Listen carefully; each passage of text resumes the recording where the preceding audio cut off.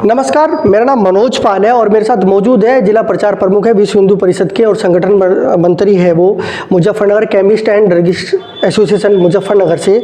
और साथ में उनके पास एक जिम्मेदारी उत्तर प्रदेश सरकार ने भी उनको दे के रखी है। नामित सदस्य है वो व्यापार उद्योग बंधु उत्तर प्रदेश व्यापार कल्याण बोर्ड के सचिन त्यागी। सचिन त्यागी का नाम आपने काफ़ी सुना होगा। सचिन त्यागी वो व्यक्ति है मुजफ्फरनगर के जिनको अक्सर आपने हिंदुओं के विभिन्न मुद्दों को लेकर पुरजोर तरीके से अपना पक्ष रखते हुए देखा होगा। विभिन्न आंदोलनों में वो शामिल रहे मुजफ्फरनगर के। अगर हिंदुत्व की बात की जाए तो उनका जाना माना और पहचाना नाम मुजफ्फरनगर का है।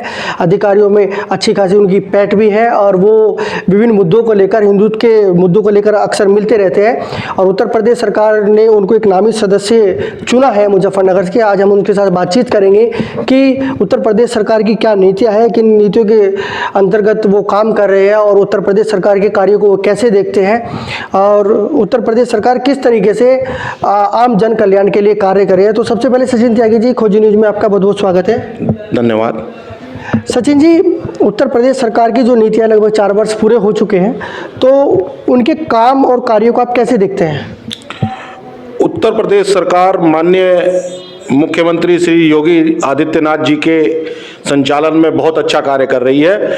मैं इसके लिए सारी जनता का तहे दिल से धन्यवाद व्यक्त करता हूं कि उन्होंने माननीय मुख्यमंत्री जी के में आस्था बना रखी है। और सर्वप्रथम मैं एक बात और कहूँगा, 4 वर्ष का पूर्ण कार्यकाल हमने किया है और अभी हमारे संगठन मंत्री माननीय श्री सुनील बंसल जी भी यहाँ पर आए थे। 4 वर्ष का कार्यकाल पूर्ण किया, सभी लोगों ने उनका तहे दिल से स्वागत किया, बड़े हर्षोल्लास के साथ स्वागत किया। और योगी आदित्यनाथ जी की जितनी भी योजनाएं हैं, क्रियान्वित योजनाएं हैं, उनको जमीन पे उतार रहे हैं।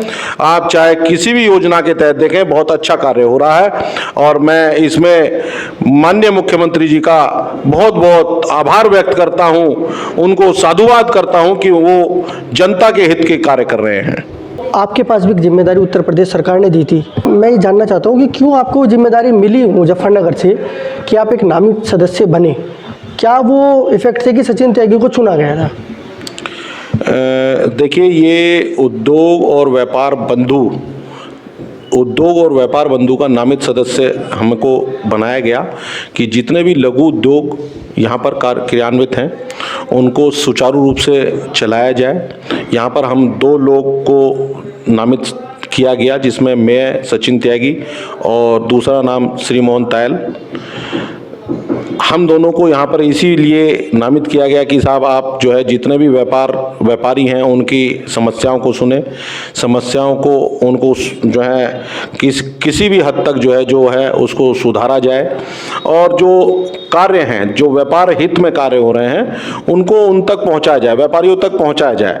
व्यापारी किसी भी प्रकार से परेशान ना हो, वो कैसी भी समस्या हो, चाहे वो GST के लेके हो, चाहे वो उनको लोन को लेके हो, जितनी भी योजनाएं हैं, मुद्रा दर योजना है, जो छोटे छोटे लघु उद्योग व्यापारी हैं उनको वो योजनाएं जो है क्रियान्वित हो और जमीन तक पहुंचे, ये सोच के साथ हम यहाँ पर कार्य कर रहे हैं। और व्यापारी, मैं मानता हूँ कि व्यापारी बहुत हद तक खुश भी है। व्यापारी चाह भी रहा है कि माननीय मुख्यमंत्री जी जो है पूर्णतया अपनी योजनाओं को क्रियान्वित करवाने में सफल हो रहे हैं। आप मेडिकल विभाग से जुड़े हुए हैं, Muzaffarnagar chemist and druggist association के आप संगठन मंत्री भी हैं। तो एक मुजफ्फरनगर के SSP अभिषेक यादव द्वारा जीरो ड्रग्स अभियान चलाया गया था, उसको कितना मानते हैं कि वो सफल हो रहा है कि नहीं हो रहा है? देखिए, जीरो ड्रग अभियान माननीय हमारे वरिष्ठ पुलिस अधीक्षक अभिषेक यादव जी ने जो चलाया है वो बहुत हद तक कारगर साबित हुआ है। बहुत बड़े बड़े यहाँ पर जो नशा माफिया थे, जो एक सिंडिकेट यहाँ पर चल रहा है, या जो माफिया हैं उनकी कमर तोड़ दी गई है। नशे का व्यापार बहुत हद तक बंद हो चुका है और वरिष्ठ पुलिस अधीक्षक ने अपनी जगह जगह टीमें लगा रखी हैं। अभी भी बहुत लोगों के मोबाइल्स और उनके नंबर सभी लाइंस पे लगे हुए हैं कि किसी भी प्रकार से यहाँ पर जो नौजवान पीढ़ी है वो इस नशे के दलदल में ना जाने पाए। और हमारा यही उद्देश्य है, केमिस्ट एसोसिएशन का भी यही उद्देश्य है कि किसी भी प्रकार से कोई भी व्यापारी, दवा व्यापारी नशे का व्यापार ना करे, और हम उसको यही समझाते हैं कि आप लोग साफ स्वच्छ कार्य करें, किसी भी कोई गलत कार्य में इन्वॉल्व ना हो, और कहीं पर भी अगर आपको ऐसा महसूस देता है कि ये व्यक्ति गलत कार्य कर रहा है तो उसको तुरंत संगठन को सूचित करें। जैसे कि मैं संगठन मंत्री भी हूं, तो संगठन को आप सूचित करें, संगठन उसके बारे में तुरंत प्रशासन को जो है कहीं ना कहीं इन्वॉल्व करेगा और उनको जो है बताएगा कि ये इस प्रकार से गलत है और उसको समझाने का प्रयास करेगा। अक्सर हाँ, हमारी टीम ने भी एक जांच पड़ताल की है मुजफ्फरनगर में। जगह जगह चौराहे पर कुछ लोग भीख मांगते हैं, छोटे छोटे बच्चे भी उनके साथ मौजूद होते हैं। कभी देखा जाता है कि वो कुछ दिन महावीर चौक पर रहते हैं तो कुछ दिन भोपा पुल के नीचे या फिर ये कहे कि सी चौक के आसपास कुछ एक गैंग सा बना हुआ है मुजफ्फरनगर के अंदर, शहर के अंदर, जो भीख मांगते हैं। अक्सर आने जाने वाले राहगीरों को परेशान भी करते हैं, बच्चे परेशान होते हैं। छोटे छोटे बच्चे हैं जिनका पढ़ने की उम्र है, उस उम्र में वो भीख मांग रहे हैं। तो इस ओर शायद प्रशासन का ध्यान नहीं दिया जा रहा है। तो क्या उस तरफ आपका भी ध्यान गया है? उस तरफ कोई ध्यान देना चाहिए आपको भी? नहीं, ऐसा नहीं है कि प्रशासन का ध्यान नहीं है। हमारे एडीएम महोदय श्री अमित कुमार जी इस बारे में बहुत सोच विचार करते हैं। जगह जगह पर अपनी टीम भेजकर भी वो देखवाते रहते हैं। और जो इस प्रकार के बच्चे जो गैंग बनाकर या जो आप कह रहे हैं कि इधर उधर जाएं, उनका हम लोग स्वयं भी कई बार हमने कहा है पुलिस के माध्यम से कि पुलिस उनकी आधार कार्ड चेक करके, और यदि वो व्यक्ति या बच्चे कहीं गलत हैं तो उनको कहीं ना कहीं वो जो है बच्चों के पास जो बच्चे आश्रम है वहाँ पर उनको ले जाया जाए। ऐसा नहीं है, प्रशासन पूर्णतः मुस्तैद है, प्रशासन पूरा कार्य कर रहा है। यदि अगर कहीं पर भी आपको ऐसा महसूस देता है तो आप हमें सूचना दें, प्रशासन के माध्यम से हम तुरंत कार्रवाई करवाएंगे। आगामी पंचायत चुनाव नज़दीक है, क्या लग रहा है कि योगी सरकार अच्छा प्रदर्शन कर पाएगी? देखिए, बड़ा ही आपने अजीब जो है सवाल पूछा है। ऐसा तो मेरा तो मानना है कि हम तो 100% पूरे उतरेंगे। योगी सरकार कहीं ना तो फेल हुई है ना होगी। योगी सरकार अपना पूर्णतः कार्य कर रही है और जिला पंचायत में भी हम लोग पूर्णतः सफल होंगे। किसी भी प्रकार से हम लोग को कोई कोताही नहीं बरती जाएगी। जिला पंचायत में हम लोग जो है अपना परचम लहराएंगे। ये मेरा मन कहता है, मेरा पूरा दृढ़ विश्वास है कि हम जिला पंचायत में पूर्णतः सफल होंगे। लगभग 4 माह होने को है और जो किसानों का आंदोलन है वो काफ़ी दिनों से चल रहा है। तो किसान आंदोलन के लिए आप क्या कहना चाहेंगे? देखिए, किसान आंदोलन जो चल रहा है, अब मेरे से ज़्यादा आप समझ सकते हैं कि क्या है ये, किस प्रकार किसानों को भ्रमित किया जा रहा है। ये भ्रमित ही कहूँगा मैं इसको, जहाँ पर लोग बाग ये कह रहे हैं कि किसान के हित में नहीं है। अरे मोदी जी या क्या मैं किसान का बेटा नहीं हूँ? क्या मेरे परिवार में खेती नहीं है? यहाँ पर ऐसे ऐसे किसान बैठे हुए हैं जो धरने पे, जिनके पास 1 एकड़ भूमि नहीं है, 1 बीघा भूमि नहीं है, और वो अपने आप को किसान कह रहे हैं। अगर मैं कहूँ कि ट्रैक्टर ट्रॉली लेके जो है खेतों पे चला दी जा रही है, आपने कोई आम आदमी वैसे भी देखा जो नेता है, क्या उन्होंने भी अपने ट्रैक्टर ट्रॉली लेके कहीं चलवाए हैं? कहीं अपनी भूमि पे फसल को नेस्तनाबूद किया है? नहीं।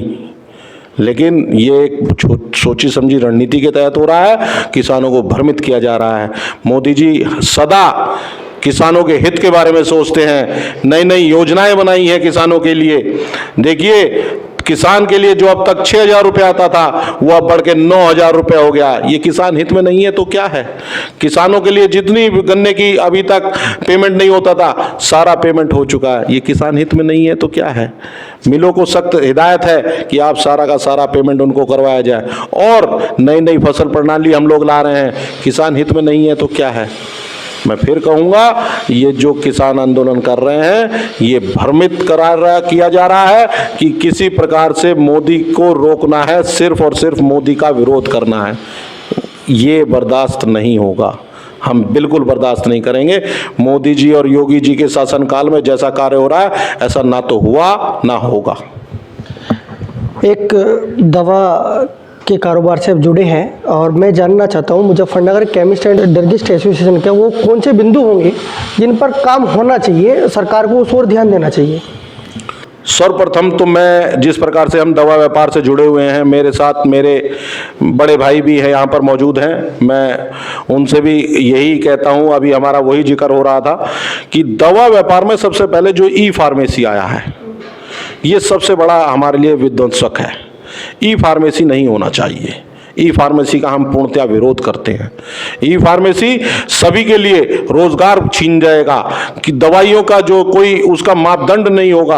आज आप सरकार कह रही है ई फार्मेसी पे जोर दीजिए, एक तरफ तो हमें कहते हैं फार्मासिस्ट रखिए, आप पूरे अपने चालान फिट सेटिस्फाई रखिए, फ्रीज रखिए, सब चीज़ रखिए, दुकान आपकी बिल्कुल फिट होनी चाहिए, लेकिन वो ई फार्मेसी का क्या मापदंड है? हम ई फार्मेसी का विरोध करते हैं। ये ई फार्मेसी बंद होनी चाहिए।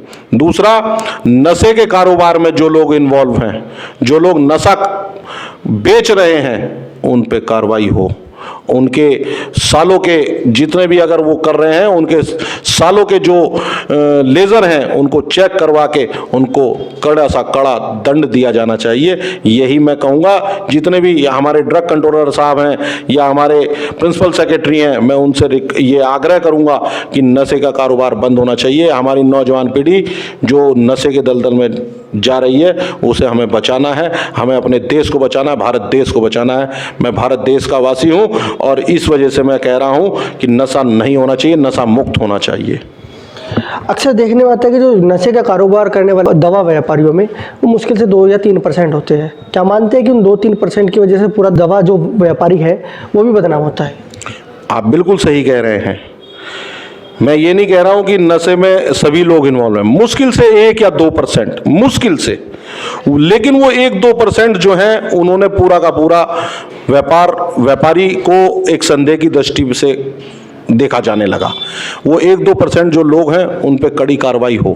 जब उनको कड़ी कार्रवाई होगी तो कहीं ना कहीं एक मैसेज जाएगा, एक संदेश जाएगा कि नहीं, ये गलत कार्य है, इसको नहीं करना चाहिए, और उन पे कार्रवाई होगी। प्रशासन पूर्णतया मुस्तैद है। मैंने आपको अभी पहले भी बताया, एसओ के नंबर सर्विस लाइन पे लगे हुए हैं, कहीं बच नहीं पाएंगे। हमारे वरिष्ठ पुलिस अधीक्षक अभिषेक यादव बहुत मुस्तैद आदमी है। अभिषेक यादव, मैंने आज भी उनको बधाई दी थी, बहुत कार्रवाई कर रहे हैं और जल्दी ही कार्रवाई होगी और जल्दी ही और नए खुलासे होंगे, देखते जाइए। राम मंदिर निर्माण को लेकर एक बड़ा अभियान भी हिंदू परिषद या भाजपा की तरफ से कहा गया, बड़ा अभियान चला गया था, उस बारे में आपका क्या कहना है? देखिए, ये एक समर्पण राशि हमारे माननीय श्री चंपत राय जी ने एक आह्वान किया था कि घर घर आपको जाना है और प्रत्येक घर से आपको समर्पण राशि लेके आनी है। तो देखिए, हमारा जो लक्ष्य था 16 करोड़ का हमारा लक्ष्य था, जो हम लोग ने 2500 करोड़ का हमने लक्ष्य प्राप्त किया। देखिए, ये बहुत बड़ा लक्ष्य है। राम मंदिर के लिए हम लोग ने बहुत ही ज़्यादा 492 साल से हम लोग इंतजार कर रहे थे, और ये समय काल जो है बहुत लंबा समय काल होता है। कितनों ने ही अपनी बलिदान दिए, परंतु आज प्रत्येक व्यक्ति ने अपना समर्पण राशि दी, और समर्पण राशि देके प्रत्येक व्यक्ति ने अपनी पावती प्राप्त करके ये कहा कि किसी भी प्रकार से मैं भगवान श्री राम, प्रभु श्री राम के मंदिर में अपना सहयोग प्रदान करूं। और वहाँ पर आपको मैं बताऊं, वहाँ पर इतने बड़े बड़े प्रोजेक्ट बन रहे हैं, 16 बड़े प्रोजेक्ट वहाँ पर जो है बनाए जा रहे हैं, जो एक बहुत बड़ा कार्य है। और आपको मैं बताऊं, अब तक 67 एकड़ भूमि हमारे पास थी, जिसको हम लोग कोशिश कर रहे हैं कि 108 एकड़ भूमि हम किसी प्रकार से वहां पर लेके और इसको एक बहुत बड़े प्रोजेक्ट के रूप में स्थापित करें। और राम मंदिर, रामलला जो हम लोग कह रहे थे, आज राम मंदिर का हमारा जो सपना था वो हमारा पूर्ण हो रहा है, और विश्व हिंदू परिषद इसके लिए पूर्णतया समर्पित है। सभी जो घटक दल भी हैं, जो हमारे आयाम हैं, नए नए जो हमारे आयाम हैं, वो पूर्णतया कार्य कर रहे हैं।